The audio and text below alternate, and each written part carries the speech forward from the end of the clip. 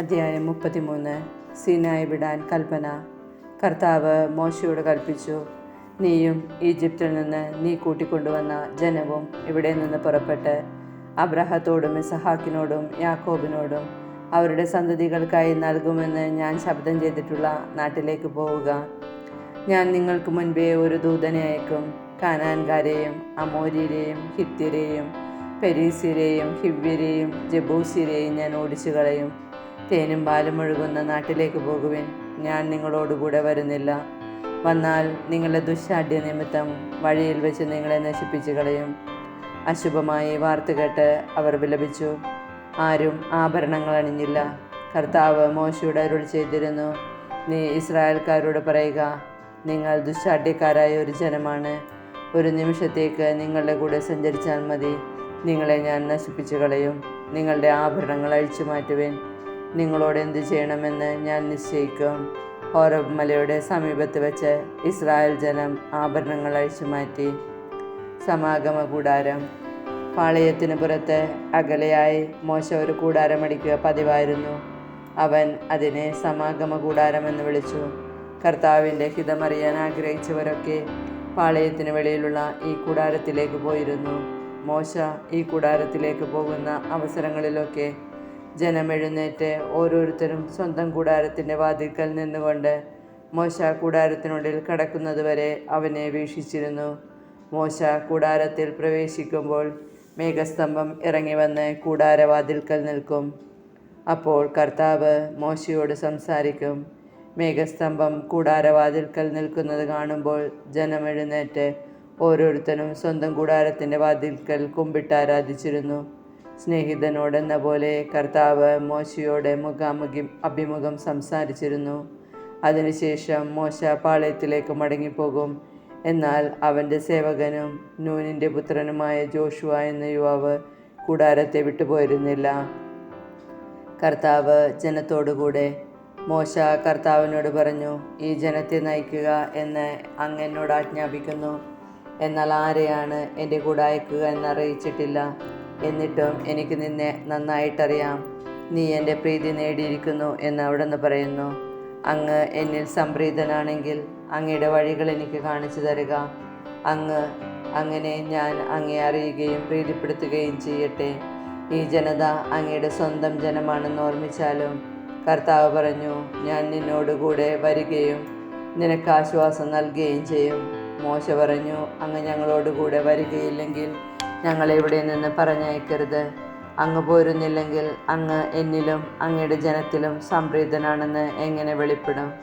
അങ്ങ് ഞങ്ങളോടൊത്ത് യാത്ര ചെയ്യുമെങ്കിൽ ഞാനും അങ്ങയുടെ ജനവും ഭൂമുഖത്തുള്ള എല്ലാ ജനതകളിൽ നിന്ന് വ്യത്യസ്തമായിരിക്കും. കർത്താവ് മോശയോട് പറഞ്ഞു, നീ ആവശ്യപ്പെട്ട ഈ കാര്യവും അങ്ങനെ ഞാൻ ചെയ്യും. എന്തെന്നാൽ നീ എൻ്റെ പ്രീതി നേടിയിരിക്കുന്നു. നിന്നെ എനിക്ക് നന്നായി അറിയാം. മോശ പറഞ്ഞു, അങ്ങയുടെ മഹത്വം എനിക്ക് കാണിച്ചു തരണമെന്ന് ഞാൻ അപേക്ഷിക്കുന്നു. അവിടുന്ന് അരുൾ ചെയ്തു, എൻ്റെ മഹത്വം നിൻ്റെ മുൻപിലൂടെ കടന്നു പോകും. കർത്താവ് എന്ന എൻ്റെ നാമം നിന്റെ മുൻപിൽ ഞാൻ പ്രഖ്യാപിക്കുകയും ചെയ്യും. എനിക്കിഷ്ടമുള്ളവനിൽ ഞാൻ പ്രസാദിക്കും. എനിക്കിഷ്ടമുള്ളവനോട് ഞാൻ കരുണ കാണിക്കും. അവിടുന്ന് തുടർന്നു, നീ എൻ്റെ മുഖം കണ്ടുകൂടാ. എന്തെന്നാൽ എന്നെ കാണുന്ന ഒരു മനുഷ്യനും ജീവനോടെ ഇരിക്കുകയില്ല. കർത്താവ് പറഞ്ഞു, ഇതാ എൻ്റെ അടുത്തുള്ള ഈ പാറമേൽ നീ നിൽക്കുക. എൻ്റെ മഹത്വം കടന്നു പോകുമ്പോൾ നിന്നെ ഈ പാറയുടെ ഒരിടുക്കിൽ ഞാൻ നിർത്തും. ഞാൻ കടന്നു പോകുമ്പോൾ എൻ്റെ കൈകൊണ്ട് നിന്നെ മറയ്ക്കും. അതിനുശേഷം ഞാൻ കൈമാറ്റും. അപ്പോൾ നിനക്ക് എൻ്റെ പിൻഭാഗം കാണാം, എന്നാൽ എൻ്റെ മുഖം നീ കാണുകയില്ല. അധ്യായം 34. വീണ്ടും ഉടമ്പടി പത്രിക. കർത്താവ് മോശയോട് അരുളി ചെയ്തു, ആദ്യത്തേതുപോലുള്ള 2 കൽപ്പലക ചെത്തിയെടുക്കുക. നീ ഉടച്ചു കളഞ്ഞ പലകകളിലുണ്ടായിരുന്ന വാക്കുകൾ തന്നെ ഞാൻ അതിലെഴുതാം.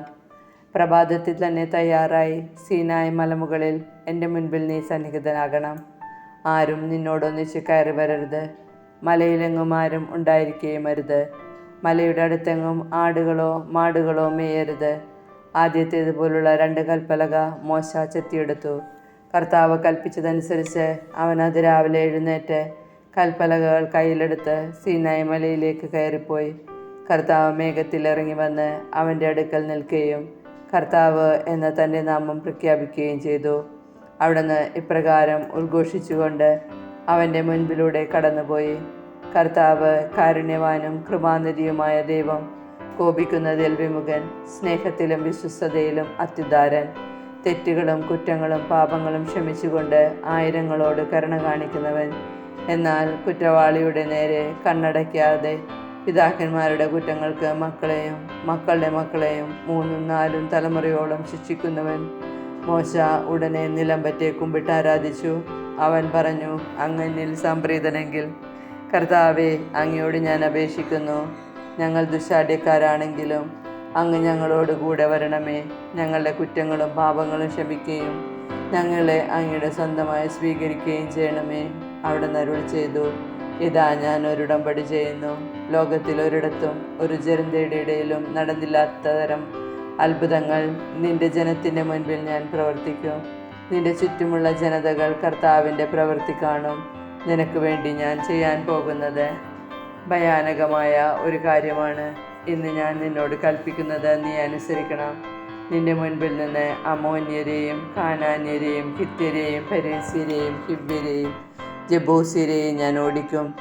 നിങ്ങൾ പ്രവേശിക്കുന്ന ദേശത്തെ നിവാസികളുമായി ഒരു ഉടമ്പടിയിലും ഏർപ്പെടരുത്. ഏർപ്പെട്ടാൽ അത് നിങ്ങൾക്കൊരു കെണിയായി തീരും. നിങ്ങൾ അവരുടെ ബലിപീഠങ്ങളും വിശുദ്ധ സ്തംഭങ്ങളും തകർക്കുകയും അക്ഷേരാ ദേവതയുടെ പ്രതിഷ്ഠകൾ നശിപ്പിക്കുകയും ചെയ്യണം. മറ്റൊരു ദൈവത്തെയും ആരാധിക്കരുത്. എന്തെന്നാൽ അസഹിഷ്ണു എന്നു പേരുള്ള കർത്താവ് അസഹിഷ്ണുവായ ദൈവം തന്നെ. ആ ദേശത്തെ നിവാസികളുമായി നിങ്ങൾ ഉടമ്പടി ചെയ്യരുത്. ചെയ്താൽ തങ്ങളുടെ ദേവന്മാരെ ആരാധിക്കുകയും അവർക്ക് ബലിയർപ്പിക്കുകയും ചെയ്യുമ്പോൾ അവർ നിങ്ങളെ ക്ഷണിക്കുകയും അവരുടെ ബലിവസ്തു ഭക്ഷിക്കാൻ നിങ്ങൾക്കിടവരുകയും ചെയ്തേക്കാം. അവരുടെ പുത്രിമാരെ നിങ്ങളുടെ പുത്രന്മാരെ കൊണ്ട് വിവാഹം കഴിപ്പിക്കുകയും ആ പുത്രിമാർ തങ്ങളുടെ ദേവന്മാരെ ആരാധിക്കുകയും നിങ്ങളുടെ പുത്രന്മാരെ അതിനെ പ്രേരിപ്പിക്കുകയും ചെയ്തുവെന്ന് വരാം. നിങ്ങൾക്കായി ദേവന്മാരെ വറുത്തുണ്ടാക്കരുത്. പുളിപ്പില്ലാത്ത അപ്പത്തിൻ്റെ തിരുനാൾ ആചരിക്കണം. ഞാൻ കൽപ്പിച്ചിട്ടുള്ളതുപോലെ അബീബ് മാസത്തിൽ 7 നിശ്ചിത ദിവസങ്ങളിൽ നിങ്ങൾ പുളിപ്പില്ലാത്ത അപ്പം ഭക്ഷിക്കണം. കാരണം അബീബ് മാസത്തിലാണ് നിങ്ങൾ ഈജിപ്തിൽ നിന്ന് പുറപ്പെട്ടത്. ആദ്യജാതരെല്ലാം എനിക്കുള്ളതാണ്. ആടുമാടുകളുടെ കടിഞ്ഞൂലുകളും എൻ്റേതാണ്. കഴുതയുടെ കടിഞ്ഞൂലിനെ ഒരാട്ടിൻകുട്ടിയെ നൽകി വീണ്ടെടുക്കുന്നില്ലെങ്കിൽ അതിനെ കഴുത്തു ഞെരിച്ച് കൊല്ലണം. നിങ്ങളുടെ പുത്രന്മാരിൽ എല്ലാ ആദിജാതരെയും വീണ്ടെടുക്കണം.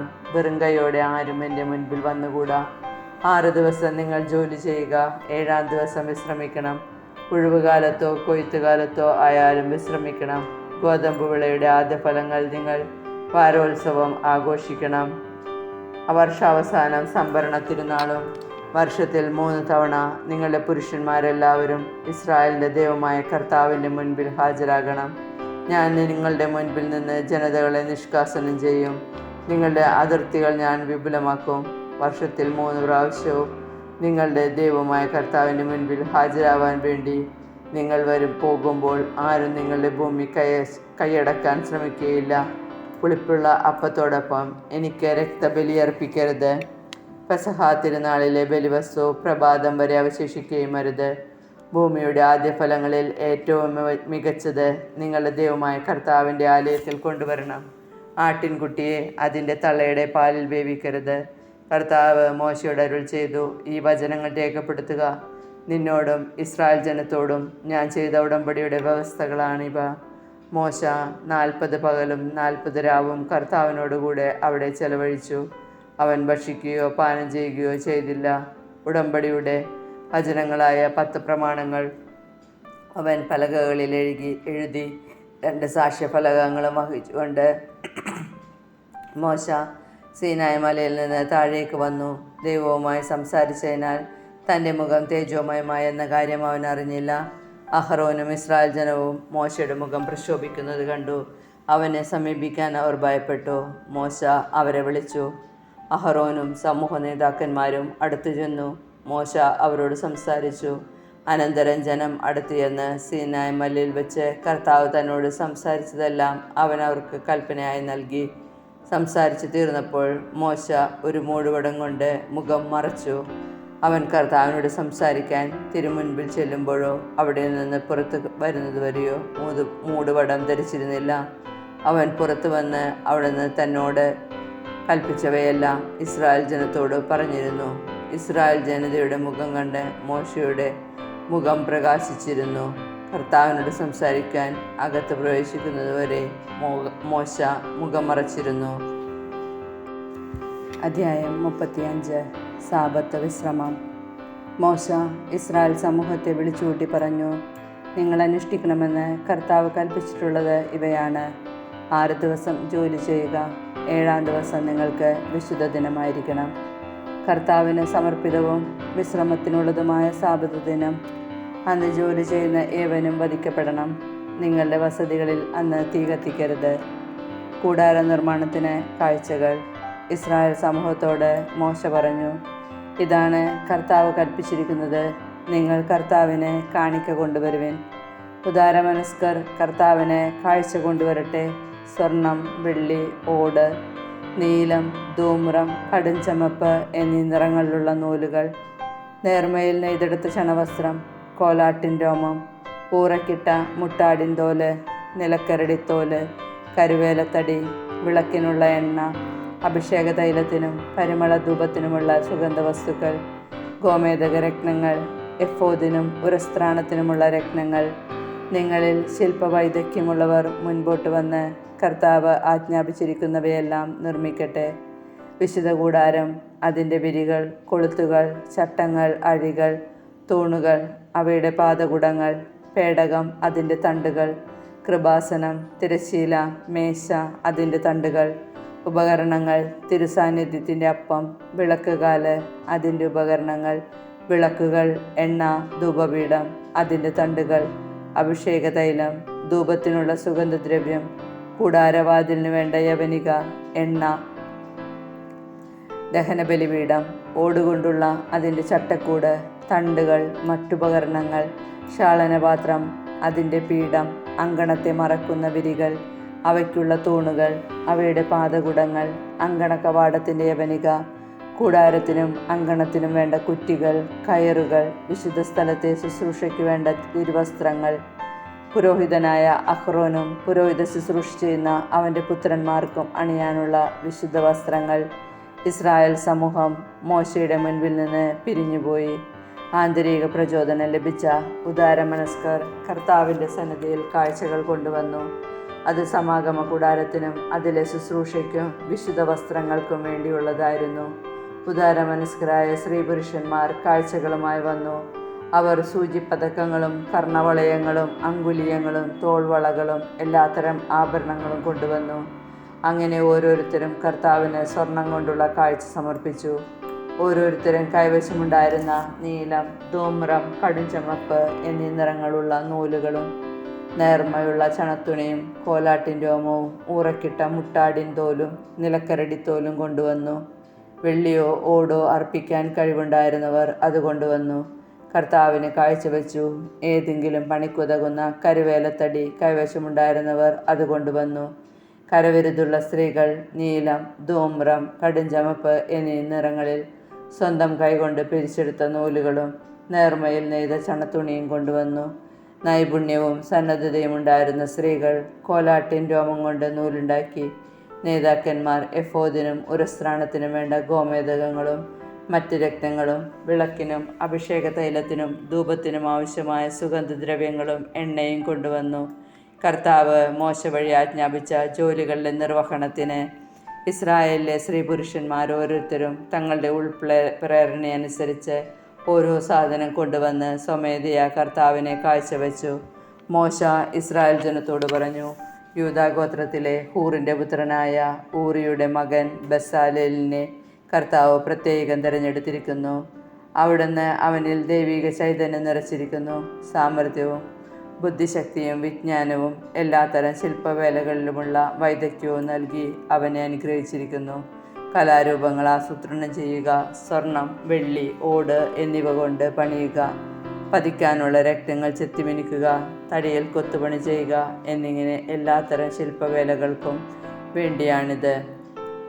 അവിടുന്ന് അവനും ദാൻ ഗോത്രത്തിലെ അഹിസാമാക്കിൻ്റെ പുത്രൻ ഒഹോലിയാബിനും മറ്റുള്ളവരെ പഠിപ്പിക്കാൻ തക്ക കഴിവ് നൽകിയിരിക്കുന്നു. കൊത്തുപണിക്കാരനോ രൂപസംവിധായകനോ നീലം, ധൂമ്രം, കടുംചുമപ്പ് എന്നീ നിറങ്ങളിലുള്ള നൂലുകൊണ്ടോ നേർമയിൽ നെയ്തെടുത്ത ചണത്തുണിയിലോ ചിത്രത്തുന്നൽ നടത്തുന്നവനോ നെയ്ത്തുകാരനോ മറ്റേതെങ്കിലും തൊഴിൽക്കാരനോ ശില്പകലാ വിദഗ്ധനോ ചെയ്യുന്ന ഏതുതരം ജോലിയിലേർപ്പെടുന്നതിനും വേണ്ട തികഞ്ഞ കഴിവ് അവിടുന്ന് അവർക്ക് നൽകി. പുറപ്പാടിൻ്റെ പുസ്തകത്തിൽ നിന്ന് അധ്യായം 36. വിശുദ്ധ കൂടാരത്തിൻ്റെ നിർമ്മാണം. വിശുദ്ധ സ്ഥലത്തിൻ്റെ നിർമ്മാണത്തിനായി ഏത് ജോലിയും ചെയ്യാൻ പോന്ന അറിവും സാമർഥ്യവും നൽകി കർത്താവ് അനുഗ്രഹിച്ച ബസാലേലും ഒഹോലിയാബും കരവിരുതുള്ള മറ്റാളുകളും അവിടുന്ന് കൽപ്പിച്ചതനുസരിച്ച് ജോലി ചെയ്യണം. ബസാലേലിനെയും ഒഹോലിയാബിനെയും കർത്താവ് അറിവും സാമർഥ്യവും നൽകി അനുഗ്രഹിച്ചവരും ജോലി ചെയ്യാൻ ഉൾപ്രേരണ ലഭിച്ചവരുമായ എല്ലാവരെയും മോശ വിളിച്ചുകൂട്ടി. വിശുദ്ധ കൂടാരത്തിൻ്റെ പണിക്ക് വേണ്ടി ഇസ്രായേൽ ജനം കൊണ്ടുവന്ന കാഴ്ചകളെല്ലാം മോശയുടെ അടുക്കൽ നിന്ന് അവർ സ്വീകരിച്ചു. എല്ലാ പ്രഭാതത്തിലും ജനങ്ങൾ സ്വമേധയാ കാഴ്ചകൾ കൊണ്ടുവന്നിരുന്നു. അതിനാൽ വിശുദ്ധ കൂടാരത്തിൻ്റെ വിവിധതരം പണികളിൽ ഏർപ്പെട്ടിരുന്ന വിദഗ്ധന്മാരെല്ലാവരും ജോലി നിർത്തി മോശയുടെ അടുത്ത് വന്നു. അവർ മോശയോട് പറഞ്ഞു, കർത്താവ് നമ്മോട് കൽപ്പിച്ചിട്ടുള്ള ജോലിക്ക് ആവശ്യമായതിൽ കൂടുതൽ വസ്തുക്കൾ ജനങ്ങൾ കൊണ്ടുവരുന്നു. ഉടനെ മോശ പാളയത്തിലെങ്ങും ഒരു കൽപ്പന വിളംബരം ചെയ്തു. വിശുദ്ധ കൂടാരത്തിനു വേണ്ടി പുരുഷനോ സ്ത്രീയോ ആരും ഇനി കാണിക്ക കൊണ്ടുവരേണ്ടതില്ല. അങ്ങനെ ജനങ്ങൾ കാണിക്ക കൊണ്ടുവരുന്നത് അവർ നിയന്ത്രിച്ചു. എല്ലാ പണികൾക്കും ആവശ്യമായതിൽ കവിഞ്ഞ വസ്തുക്കൾ അവർക്ക് ലഭിച്ചിരുന്നു. പണിയിലേർപ്പെട്ടിരുന്നവരിൽ വിദഗ്ധരായവർ 10 വിരികൾ കൊണ്ട് കൂടാരമുണ്ടാക്കി. അവ നീലം, ധൂമ്രം, കടുംചമപ്പ് എന്നീ വർണ്ണങ്ങളിലുള്ള നൂലുകളും നേർമയിൽ നെയ്തെടുത്ത ചണത്തുണിയും കൊണ്ട് നിർമ്മിച്ചവയും കെരൂബുകളുടെ ചിത്രം തുന്നിയലങ്കരിച്ചവയുമായിരുന്നു. ഓരോ വിരിയുടെയും നീളം 28 മുഴവും വീതി 4 മുഴവുമായിരുന്നു. എല്ലാ വിരികളും ഒരേ അളവിലുള്ളതായിരുന്നു. അവർ 5 വിരികൾ ഒന്നിനൊന്ന് യോജിപ്പിച്ചു. അതുപോലെ മറ്റേ 5 വിരികളും. ആദ്യ ഗണം വിരികളിൽ അവസാനത്തേതിൻ്റെ വക്കിൽ നീലനൂൽ കൊണ്ട് അവർ വളയങ്ങൾ നിർമ്മിച്ചു. അപ്രകാരം തന്നെ രണ്ടാം ഗണം വിരികളിൽ അവസാനത്തേതിൻ്റെ വക്കിലും ഒന്നാമത്തേതിലും രണ്ടാമത്തേതിലും 50 വളയങ്ങൾ വീതമുണ്ടാക്കി. ഒന്നിനു നേരെ ഒന്ന് വരത്തക്ക വിധത്തിലാണ് വളയങ്ങൾ നിർമ്മിച്ചത്. 50 സ്വർണ്ണക്കൊളുത്തുകളുണ്ടാക്കി വിരികൾ പരസ്പരം ബന്ധിച്ചു. അങ്ങനെ കൂടാരം ഒന്നായി തീർന്നു. കൂടാരത്തിൻ്റെ മുകൾ ഭാഗം മൂടുന്നതിന് കോലാട്ടിൻ രോമം കൊണ്ട് അവർ 11 വിരികളുണ്ടാക്കി. ഓരോ വിരിയുടെ നീളം 30 മുഴവും വീതി 4 മുഴവുമായിരുന്നു. 11 വിരികൾക്കും ഒരേ അളവ് തന്നെ. അവർ 5 വിരികൾ ഒന്നോടൊന്ന് തുന്നിച്ചേർത്തു. അതുപോലെ മറ്റേ 6 വിരികളും ഇരുകണത്തെയും തമ്മിൽ യോജിപ്പിക്കുന്ന വിരികളുടെ വിളുമ്പുകളിൽ 50 വളയങ്ങൾ വീതം നിർമ്മിച്ചു. കൂടാരം കൂട്ടിയോജിപ്പിക്കാൻ ഓടുകൊണ്ട് 50 കൊളുത്തുകളും ഉണ്ടാക്കി. കൂടാരത്തിന് ഊറക്കിട്ട മുട്ടാടിൻ തോലുകൊണ്ട് ഒരാവരണവും അതിനുമേതെ നിലക്കരടിത്തോലുകൊണ്ട് വേറൊരാവരണവും നിർമ്മിച്ചു. കൂടാരത്തിന് കരുവേല പലകകൾ കൊണ്ട് നിവർന്നു നിൽക്കുന്ന ചട്ടങ്ങളുണ്ടാക്കി. ഓരോ പലകയുടെ നീളം 10 മുഴമായിരുന്നു, വീതി 1.5 മുഴവും. പലകകളെ തമ്മിൽ ചേർക്കുന്നതിന് ഓരോ പലകയിലും ഈ 2 കുടുമകളുണ്ടായിരുന്നു. എല്ലാ പലകകളും ഇങ്ങനെ തന്നെയാണ് ഉണ്ടാക്കിയത്. അവർ കൂടാരത്തിനുള്ള ചട്ടപ്പലകൾ ഇപ്രകാരമാണ് ഉണ്ടാക്കിയത്. തെക്കുവശത്ത് 20 പലകകൾ, 20 പലകകളുടെ അടിയിൽ വെള്ളി കൊണ്ട് 40 പാദകുടങ്ങൾ. ഓരോ പലകയുടെയും അടിയിൽ കുടുമയ്ക്ക് 1 വീതം 2 പാദകുടങ്ങൾ. കൂടാരത്തിൻ്റെ വടക്കുവശത്ത് അവർ 20 പലകകളുണ്ടാക്കി. ഓരോ പലകയ്ക്കുമിടയിൽ 2 വീതം വെള്ളി കൊണ്ടുള്ള 40 പാദകുടങ്ങളും ഉണ്ടാക്കി. കൂടാരത്തിൻ്റെ പിൻഭാഗമായ പടിഞ്ഞാറ് വശത്ത് 6 പലകകളുണ്ടാക്കി. കൂടാരത്തിൻ്റെ പിൻഭാഗത്തെ 2 മൂലകൾക്കായി 2 പലകകളും അവയുടെ ചുവടുകൾ അകത്തിയും മുകൾ ഭാഗം ഒരു വളയം കൊണ്ട് യോജിപ്പിച്ചും നിർത്തി. ഇരുമൂലകളിലുമുള്ള 2 പലകകൾക്കും ഇപ്രകാരം ചെയ്തു. അങ്ങനെ 8 പലകകളും ഒരു പലകയുടെ അടിയിൽ 2 വീതം വെള്ളി കൊണ്ടുള്ള 16 പാദകുടങ്ങളുണ്ടായിരുന്നു. കരുവേലത്തടി കൊണ്ട് അവർ അഴികൾ നിർമ്മിച്ചു. കൂടാരത്തിൻ്റെ ഒരു വശത്തെ പലകൾക്ക് 5 അഴികൾ, മറുവശത്തുള്ള പലകൾക്കും 5 അഴികൾ. കൂടാരത്തിൻ്റെ പിൻഭാഗമായ പടിഞ്ഞാറ് വശത്തെ പലകൾക്കും 5 അഴികൾ. നടുവിലുള്ള അഴി പലകയുടെ പകുതി ഉയരത്തിൽ വച്ച് ഒരറ്റം മുതൽ മറ്റേ അറ്റം വരെ കടത്തിവിട്ടു. അവർ പലകകളും അഴികളും സ്വർണം കൊണ്ട് പൊതിയുകയും അഴികൾ കടത്താനുള്ള വളയങ്ങൾ സ്വർണം കൊണ്ട് നിർമ്മിക്കുകയും ചെയ്തു. നീലം, ധൂമ്രം, കടും ചുമപ്പ് എന്നീ വർണ്ണങ്ങളിലുള്ള നൂലുകളും നേർമയിൽ നെയ്തെടുത്ത ചണത്തുണിയും ഉപയോഗിച്ച് തിരശ്ശീല ഉണ്ടാക്കി. കെരൂബുകളുടെ ചിത്രം വിദഗ്ധമായി തുന്നിച്ചേർത്ത് അത് അലങ്കരിച്ചു. അവർ കരുവേല തടി കൊണ്ട് 4 തൂണുകളുണ്ടാക്കി. സ്വർണം കൊണ്ട് പൊതിഞ്ഞു. അവയ്ക്ക് സ്വർണം കൊണ്ട് കൊളുത്തുകളും വെള്ളി കൊണ്ട് 4 പാദകുടങ്ങളും പണിതു.